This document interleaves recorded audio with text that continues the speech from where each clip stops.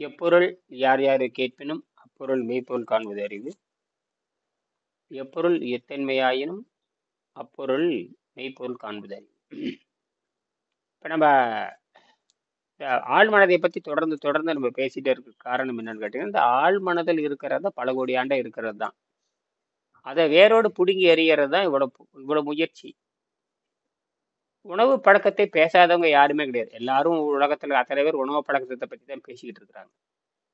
உணவு பழக்கம் என்பது உணவு பழக்கம்தான். அது நல்லது, இது நல்லது, எல்லாமே பக்க விளை உடையதுன்னு யாரும் பேசுறது இல்லை. அதுதான் அங்க பெரிய பிரச்சனை. இதெல்லாம் இருக்கும். ஏன்னா பக்க விளைவு இல்லாத உணவு பூமியில கிடையாது. அது பக்க விளைவுனா இன்னொன்னு உண்டு, ஒண்ணு செஞ்ச இன்னொன்னு உண்டாகும். அதை மையப்படுத்துறத நம்ம வேலை. திருவள்ளுவர் நோக்கமே மையப்படுத்துதல். அந்த மிகனும் குறையணும் அப்படின்னாவே என்ன அர்த்தம்னா, மேலும் இல்லாமல் கீழும் இல்லாமல் பூச்சிய நிலைன்னு அர்த்தம். அப்படி வச்சுட்டீங்கன்னா நீ முடிவு எடுத்துக்கலாம். அது நோக்கிதான் தராசு மாதிரி நடுமுலா நிறுத்திட்டோம்னா நீ எப்படி வேணா முடிவு எடுத்துக்கலாங்கிறதான் பரிணாம அறிவியல். இல்லை எந்த பக்கம் போறியோ அந்த பக்கம் போய்க்கோ, மேலணிக்கு போறியோ போய்க்கோ, உணவை பத்தி பேசிட்டே பேசிக்கோ. இதுதான் வள்ளுவருடைய கருத்து. வள்ளுவர் எல்லாத்தையும் நல்லவராக பார்க்கிறார். வள்ளுவர் எல்லாத்தையும் மேலோங்கி கொண்டுட்டு போகணுனாலதான் எதுவுமே எந்த சலிப்பும் இல்லாம தொடர்ந்து இவ்வளவு செய்தி எழுதியிருக்காரு. மற்றவங்கள அப்படி எழுதல. யோக நூல்னா யோகத்தை பத்தியும் பேசிடும். ஆனா திருக்குறள் அப்படி இல்லை. அனைத்தும் திருக்குறள் தமிழ்ல தோன்றியிருந்தாலும் கூட அது உலக மக்களுக்கு சொந்தமான அறிவுரை தான் அவர் கொடுத்திருக்காரு. உலக மக்கள் சொந்தமானது. நாம நினைக்கிறோம் தமிழ் மக்களுக்கு சொந்தமானது. தமிழுக்கு சொந்தமானது என்று சொன்னாலும் கூட அது உலக மக்களுக்கு சொந்தமானது. அது அவருடைய கருத்து. அறிவு அவ்வளவு கூர்மை. எதையும் ஆராய்ச்சி பண்ணி ஏற்றுக்க சொல்லுவார். ரெண்டாவது காலத்துக்கு தகுந்த மாதிரி கருவி கண்டுபிடிக்கணும்னு சொன்னவர் அவர் தான். காலத்துக்கு தகுந்த மாதிரி கருவி கண்டுபிடின்னு சொல்றாரு. 2000 வருஷத்துக்கு முன்னாடி ஒரு பொருள் தேவைப்பட்டிருக்கலாம், தேவைப்படாம இருந்திருக்கலாம். இன்னைக்கு வேற பொருள் தேவைப்படுது. 2000 வருஷத்துக்கு முன்னாடி கடிதம் மூலம் தான் பேசிக்கிட்டு இருந்தா, இன்னைக்கு நேர்ல பேசுறோமே. அப்ப அன்னைக்கு கடிதம் மூலம் பேசிக்கிட்டு இருந்தோம், இன்னைக்கு நேர்ல பேசுறோம். அதுதான் தேவை. அன்னைக்கு பயம் இருந்து இன்னைக்கு பயம் இல்லை, உடனே கேட்டுக்கிறோம், நேரடியாக பேசிக்கிறோம். அன்னைக்கு எழுதுறது பேசுறது ரொம்ப கஷ்டம், இன்னைக்கு நேரடியாக கேட்டு தெரிஞ்சுக்கிறோம். ஆனால் உணவு பழக்கம் என்பது அந்த புரிதல் இல்லாமையே இருக்கிறதுக்கு காரணமே அந்த அடிமைத்தனம் தான் காரணம். அதனாலதான் இந்த நம்மளோட உடம்புல இந்த வேதியியல் மாற்றம் நிகழவே மாட்டேங்குது. உண்மையான வேதியியல் மாற்றம் நிகழ விடாம செய்யறது இந்த உணவு பழக்கம் தான் உண்மையான வேதியியல் மாற்றம். அப்ப உடம்புக்கு இன்னும் எத்தனை வேதியியல் மாற்றம் நிகழும் நமக்கு தெரியல. எனக்கு தெரியாது, எத்தனையோ வேதியியல் மாற்றம் நடக்குது. அதுதான் அந்த ஒன்றிணைதல், ஒரு வெளிப்பட்ட நிலை, ஒடுங்கிய நிலைன்னு சொல்றதெல்லாம் அந்த நோக்கி தான் போகுது. அப்போ பசிதாகத்தை கட்டுப்படுத்தி சுறுசுறுப்பாக வச்சதுக்கு அப்புறம் அதை பத்தி பேசிட்டு பொழுது அதுக்குத்தான ஒரு வேதியியல் மாற்றம் நிகழ்கிறது. இப்போ நாம என்ன பண்ற, சுத்தத்தில் இருக்கிறதுனால நமக்கு அந்த ஆரோக்கியம்ங்கிறது முதல்ல கிடைச்சிருது. அப்புறம் தொடர்ந்து சுத்தத்தில் இருக்கும்போது அடுத்தடுத்த வேதியியல் மாற்றம் நிகழும். அதைத்தான் இந்த பரிணாம யோகம்னாவே பரிணாம அறிவியல் தான். 1ஆம் நிலை, 2ஆம் நிலை, 3ஆம் பக்தி நிலை. பக்தினா ஒரு பற்று நிலை. பக்தினவா பற்று நிலை, அவ்வளவுதான். பக்தினா பற்று. என்னது பற்றுனா பிடிச்சிக்கிறது. அது நம்ம தொந்தரவு ஒண்ணு. அந்த எந்த அளவுக்கு பிடிச்சிட்டு அந்த அளவுக்கு தொந்தரவு ஒண்ணு. அந்த பக்தி விடுறப்ப அடுத்தது பக்தி. அந்த பற்று தான் பத்திக்கிச்சு அப்படிங்கிறோம் இல்லையா, பத்திக்கிச்சு அடியில பத்திக்கிச்சு அப்படின்னா எடுத்தான் அந்த பக்தி தான் அது சமக்கிற பக்தினா அது பற்றி கொள்ளுதல். அதுதான் பற்றுதல் பேர். பற்று ஒரு பொருளை பற்றுதல். அதற்கப்புறம் அடுத்தது அந்த வினையை பற்றுதல். அப்படி வினையை முறியடிக்கிறதுக்குன்னா அறிவை பற்றுதல். அந்த பற்றை விடுவதற்கு வினையை பற்றி, கர்மம் தான் வினை பற்றி பேசுறது. இப்போ வினையை புரிஞ்சுக்கணும்னா அறிவு நூல்களை படித்தல். இந்த 3மே அடிப்படை. இப்போ பற்று நிலை, வினை நிலை, அப்புறம் இந்த வினையை விடுவதற்கு ஞான நிலை. அது ஞானம்ங்கிறது வேற ஒன்றும் இல்லை, அறிவு நூல் கற்றல். அறிவு நூல் கற்றல் தான். வள்ளுவர் சொல்லுவார், அறிவு நூலை கற்றுக்கொள்ளுங்கிறார். நவல்தூர நூல் நயம் போலுங்கிறார். நல்ல நூல்களை படின்னு தான் சொல்றாரு, தேர்ந்தெடுத்து படிங்கிறாரு. கல்விக்கு கரை கிடையாது, கல்விக்கு கரையே கிடையாது. நமக்கு வாழ்நாளுக்கு ஒரு எல்லை இருக்குது. அப்ப நம்ம தேர்ந்தெடுத்து படிச்சுட்டு போக வேண்டியதானே. கல்விக்கு கரையிலன்னு தெரிஞ்சு போச்சு, கடல் மாதிரி இருக்குதப்பா. அது நம்மளால நீந்தி கரை சேர முடியாது, அந்த அளவுக்கு நமக்கு நேரங்காலம் கிடையாது. அப்ப தேர்ந்தெடுத்து படிச்சுட்டு போயிடலாம் இல்லையா? ஆமாங்க. அங்கதான் நாம வர்றோம். அப்ப இதை மட்டும் படிச்சுட்டு போயிட்டா போதுமானது. ஏன்னா எல்லாத்தையும் படிச்சுட்டு இருக்க முடியாது. படிச்சதுல செஞ்சு பார்க்க முடியும். ஆனா இதை செஞ்சு பார்த்துட்டு போயிடலாம். இந்த ஆமாங்க. ஆரோக்கியத்தை மட்டும் செஞ்சு பார்க்க முடியும். மற்ற எதையும் நீ செஞ்சு பார்க்க ரொம்ப ஒண்ணும் இல்லை. ஒரு சொட்டு தண்ணி எடுத்துக்க, 2 செம்பு கப்பி வச்சு ஒரு மல்டிமீட்டர் வச்சு பாருங்கன்னு சொல்றதுக்கு எவ்வளவு கஷ்டப்படுறாங்க. ஆனா ஆரோக்கியம் வரும்போது ஆரோக்கியங்கிறது உயிரோட சம்பந்தப்பட்டது. சரிங்க. உடனே செஞ்சு பார்த்துறையா, தப்பிச்சாகணுமே. இங்க ஆமாங்க. போட்டு வாட்டுன்னு வாட்டுறது இல்ல, அது அப்படி இல்ல. இப்ப நம்ம நேற்று சங்கர்கிட்ட சொன்னா அவரு எலக்ட்ரானிக்ஸ் படிச்சவர் தான், அவரே தடுமாறுறாருன்னா ஒண்ணுமே இல்லை. அது ஒரு வேலையுமே கிடையாது. ஒரு செம்பு கம்பி, அலுமினி கம்பி, ஒரு மல்டிமீட்டரு, நாக்களை வச்சு பார்த்தா கூட அது வெளியே வரும். அது ஏன் வெளியே வருது, எதனால வெளியே வருது, அது ஏன் நம்ம பெருசா செய்ய முடியல, அதுதான் நம்ம புதிய வழியில ஆராய்ச்சி பண்ணணும். எப்பவுமே 2000 வருஷம் ஒருத்தர் சொல்லியிருந்தா அதை வச்சு பிடிச்சிருக்கணும்னு அவசியம் கிடையாது. 100 வருஷத்துக்கு முன்னாடி ஒரு விஞ்ஞானி அது தண்ணீர் அது ஒரு உப்பு போட்டு தான் மின்சாரத்தை கடத்தும். உப்பு போட்டால் தான் பேட்டரி வேலை செய்யும்பாங்க. ஆசிட் ஊற்றினா தான் பேட்டரி, ஆசிட் பேட்டரின்னே பேரு. ஆசிட் தீர்ந்து போச்சுன்னா ஆசிட் ஊற்றும்பாங்க. தண்ணி ஊற்றினா தண்ணி, அந்த ஆசிட்டும் தண்ணி கலந்து ஊற்றும்பாங்க. அப்பதான் நடக்கும்பாங்க. அது சேமிக்கிறது. இது நாம சொல்றது ஜென்ரேட், உற்பத்தி பண்றது. அது எப்படி உற்பத்தி ஆகுது அப்படிங்கறதான் இது ஆராய்ச்சி பண்ணோம்னா நம்ம எதிர்காலத்துல பெரிய பெரிய வேலைகளை செய்ய முடியும். பல பேர் ஆராய்ச்சி பண்ணணும். அதே மாதிரி தான் அதுக்கு எப்படி தனக்கு சக்தியை மீட்டுக் கொள்கிறது. ஒரு சாதாரண நம்ம அறிவே இல்லைங்கிறோம், ஆனா அது நம்ம அறிவே இல்லைங்கிறோம், ஆனா அது என்ன வேலை செய்யுது? மின்சாரத்தை குறைச்சிக்குது, மறுபடி எடுத்துக்குது. அது என்னது? ஒரு உயிர், நம்ம ஒரு பொருளை செலவழிக்கிறோம், மீண்டும் சேர்த்திக்கிறோம், மீண்டும் காத்துக்கிறோம். இதெல்லாம் நம்ம பண்றமே இல்லை. ஒரு பொருளை செலவழிக்கிறோம், மீண்டும் அதை சேர்த்துவதற்கு போராடுற மாதிரி சேர்த்திக்கிறோம், மறுபடியும் தக்க வச்சுக்கிறோம். அதே மாதிரி அதுவும் பண்ணுது. அப்ப இதை நாம பயன்பாட்டுக்கு கொண்டு வரணுங்கிறத என்னுடைய நோக்கம். அதாவது நம்ம குறைந்த செலவில் மக்களுக்கு மின்சாரத்தை கொடுக்க முடியும்னு எனக்கு நம்பிக்கை இருக்குது. இன்ன வரைக்கும் யாரும், எவ்வளவோ விஞ்ஞானிகள் தோன்றி இருக்காங்க, ஆனால் குறைந்த செலவில் மின்சாரத்தை கொடுக்கவே முடியல. இன்ன வரைக்கும் கொடுக்க முடியல. அப்படின்னா அதற்கான ஆராய்ச்சி போதிலேன்னு அர்த்தம். அதற்கான திறனாய்வு பத்தலை, அதுக்கான ஆராய்ச்சி பத்தலை. சும்மா வெள்ளக்காரன் அறிவாளின்னு சொல்றதெல்லாம் ஏற்றுக்கொள்ள முடியாது. வெள்ளக்காரன் மாதிரி பண்ணிட்டு போயிட்டான். நாம செலவு நமக்கு எப்படி தெரியுமா? இப்போ 100 காய் காய்க்குதுன்னு வச்சுங்க, தென்னை மரத்தை 100 காய் காய்க்குது. அது எப்படி குறைந்த செலவில் அறுவடை பண்றதுதான் கேள்வி. 100 காய் காய்க்கிறதுக்கு ஒரு காய் 1 ரூபா, 100 காய் காக்குதா? அப்ப 100 ரூபா, 150 ரூபா செலவு பண்ணி 100 காய் காய்ச்சி என்ன பிரயோஜனம்? அந்த 100 காயை எப்படி குறைந்த செலவில் அந்த காயை மீட்கிறதுங்கிறதான் விடை. அப்ப குறைந்த செலவில் அது அந்த 100 காய்ங்கிறது நிரந்தரம், அதுல எந்த சந்தேகம் கிடையாது. ஆனால் அது எப்படி குறைந்த செலவில் எடுப்பது? அதாவது வள்ளுவர் சொல்லுவாரு, ஆகாறு அளவிட்டிதாயினும் கேடிலை, போகாறு அகலாக்கடை. அந்த அறுவடை என்னன்னு தெரிஞ்சு போச்சு. அறுவடை இதுதான் அறுவடைன்னு தெரிஞ்சு போச்சு. அந்த அறுவடையை முட்டு வழி செலவு எப்படி குறைக்கிறதுங்கிறதே கேள்வி. முட்டு வழி செடி அதிகமாயிட்டு இருந்ததுன்னா அப்புறம் அறுவடையில் என்ன பிரயோஜனம்? அறுவடை கைக்கு மேலே போயிருது. அதனாலதான் வள்ளுவர் எழுதுவார். அப்போ ஒரு சக்தியை புரிஞ்சுட்டோம்னா, இப்ப மருத்துவம் தெரிஞ்சு போச்சு. மருத்துவம் மிகப்பெரிய வைரம். இது எப்படி குறைந்த செலவில் பெற்றுக்கொள்வது? இந்த வைரத்தை பிடிச்சிட்ட இதுக்கு மதிப்பே கிடையாது.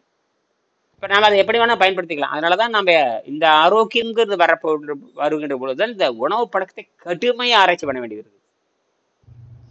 கடுமையா. ஏன்னா நாம தப்பிச்சாகணும்னா இந்த கடுமையா விமர்சனம் பண்ண வேண்டியது. இந்த உணவுனாவே அது கடுமைதான்.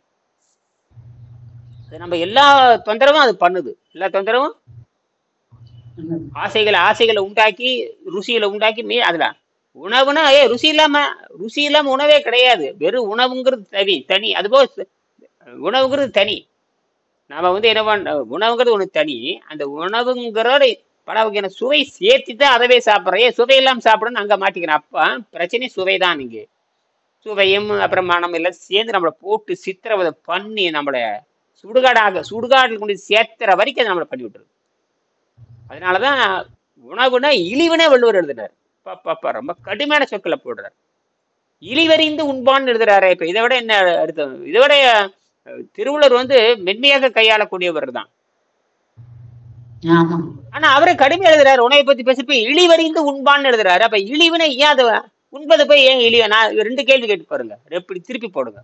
உண்பது இழிவா அல்லது உண்பது இழிவா அல்ல உணவு இழிவா? 2மே பேசலாம். உணவு தான் இழிவுங்க. அதை உண்பறது அதை விட இழிவுங்க. இந்த வார்த்தையை பயன்படுத்துறாரு இல்லையா? ஆமாங்க ஆமாங்க. ஏன் அவ்வளவு பெரிய ஞானி, அவ்வளவு பெரிய அறிவாளி, உலகத்துக்கே வழிகாட்டி கூடியவர், உலகத்துக்கு வழிகாட்டக்கூடியவர், இது எல்லாத்துக்குமே பொருந்துமே. ஆமாங்க ஆமாங்க. அப்ப உணவு இழிவு, அப்ப உண்பது இழிவு அப்படிங்கிறது எழுதியிருக்காருன்னா, நம்ம அதை கசிக்கு புடிஞ்சு அந்த சாறு புடிஞ்சு எடுத்து அது வேறு எடுத்து அத்துட்டு போயிடணும். சாப்பிடுறோம் சாப்பிடல அதெல்லாம் வேற. இதுதான் அதுக்கு அர்த்தம். அது நம்மளை சாவடிக்கிறது அதுதானே. அதை வச்சுதானே வைத்தியமே பண்றீங்க. அதை வச்சுதானே வைத்தியமே. உணவு பழக்கத்தை குறைச்சிட்டாவே வைத்தியமே இல்லையே. உணவு பழக்கத்தை குறைச்சிட்டாவே வைத்தியம் ஒண்ணு இல்லாம போயிருது. வைத்தியம் ஒண்ணு எல்லாமே போயிருது இல்லையா? நீ உணவு பழக்கத்தை குறைக்காமயே விளையாட்டே இருந்தீங்கன்னா அது உன்னுடைய இலக்கும் போயிருது, உன்னுடைய அறுவடையும் போயிருது, உன்னோட நோக்கம் செஞ்சு போகுது, உன்னுடைய எல்லா கற்பனைக்கும் வேட்டு வச்சுட்டு போகுது. நீ என்ன நினைக்கிறே அது அது குறைஞ்சபட்சம் வேற என்ன நினைக்கிறே அது கூட இந்த உடம்பு தகுதி இல்லாம மாறிடுது. குறைஞ்சபட்சம் கொஞ்ச நாள் வாழலாம், குறைஞ்சபட்சம் அவங்க இருக்கிற வரைக்கும் வாழலாம், குறைஞ்சபட்சம் பையன் பெருசாக வரைக்கும் வாழலாம், குறைஞ்சபட்சம் பள்ளிக்கூடம் போய் அவன் குழந்தை பெற்றுக்கிற வரைக்கும் வாழலாம். அந்த கற்பனை அடிபட்டு போகுதே. பையன் நல்லா அப்படி இப்படியே கற்பனை. அதுதான் எல்லாம் இந்த உணவு பழக்கத்தை வச்சு நம்மளை போட்டு இயற்கை சவுக்கடி கொடுக்குது. அப்ப சவுக்கடி கொடுக்குற அந்த பழக்கத்துக்கு நம்ம சவுக்கடி கொடுத்தாக வேணும். நம்மளை போட்டு சுட்டு எடுக்குது இல்லையா? இதெல்லாம் தைரியமா பேசுறதுக்கு ஒருத்தர் வரலைங்கிறதான் இருக்கு. உணவை பத்தி கடுமையா விமர்சனம் பண்ணணும். ஏன்னா நம்ம தப்பிச்சாகணும். யாரு தப்பிச்சாகணும்? அதுதான். மற்றபடிக்கு ஆமாமா இது உணவை பத்தி பேசாத மட்டும் போய் என்னத்தை பேசுறது? அது அப்படித்தான் நம்ம நாடு இந்த லட்சணத்துல இருக்குது. அதனாலதான் எல்லாருமே இந்த உணவை பத்தி பேசாதனாலதான் பெரிய பெரிய தலைவர்கள்லாம் வீணாகி போனார்கள். நாம் அப்படி இல்லை, வள்ளுவர் வெளி, நாம எளிய வெளி. வள்ளுவர் மாதிரியே கட்டுமையா விமர்சனம் பண்ணித்தான் நாம் சரி செய்ய வேண்டி இருக்கிறது. சரி, 9ஆம் பாடத்துல ஏதோ ஒரு பக்கத்தை படிச்சு நிறைவு செய்யலாம். 9ஆம் பாடத்துல ஒரே ஒரு பக்கம் நிறைவு செஞ்சு போதும். காலையில இங்க வெளியே போயிட்டீங்களா? காலையில 5 மணி வரைக்கும் தூங்கிட்டுங்க. பரவாயில்ல. தூணா சரி, தூண ரொம்ப நல்லது. அப்புறம் 6 மணிக்கு கூப்பிட்டு பார்த்தா யாரும் வரல. அப்ப நானே அப்ப இவரு 7 மணிக்கு இவர பரவாயில்ல. அது பையனுக்கு கொஞ்சம் சமையல் பண்ணி கொடுக்குற வேலை இருந்ததுங்க, அதை செஞ்சுட்டு இருந்தனுங்க. காங்கேயம் போறேன் நானுங்களா. சரி. அவரு இயற்கை உணவு பழக்கத்துக்கு மாறிட்டாருன்னா சரியா போயிருமே. அந்த மாதிரி இருக்கிறவங்க இயற்கை உணவு பழக்கத்துக்கு மாறி காய்கறி தான் ஐயா, காய்கறி தான் வேக வச்சு கொடுத்தனுங்க. ஆமா, அதுலயே அவங்களுக்கு நோயெல்லாம் நல்லாயிருமே.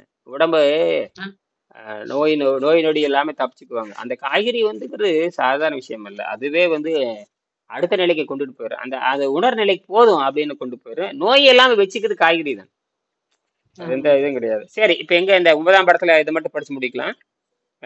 எங்க வரும்னா 94ஆம் பக்கம்ங்களா? ஆமா, அது முடிச்சுக்கலாம்.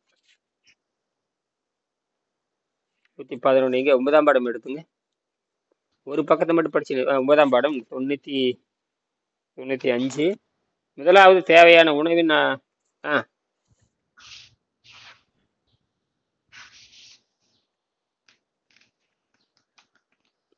இந்த மனநிலையை பத்தி பேசி நிறைவு செஞ்சுட்டோம்.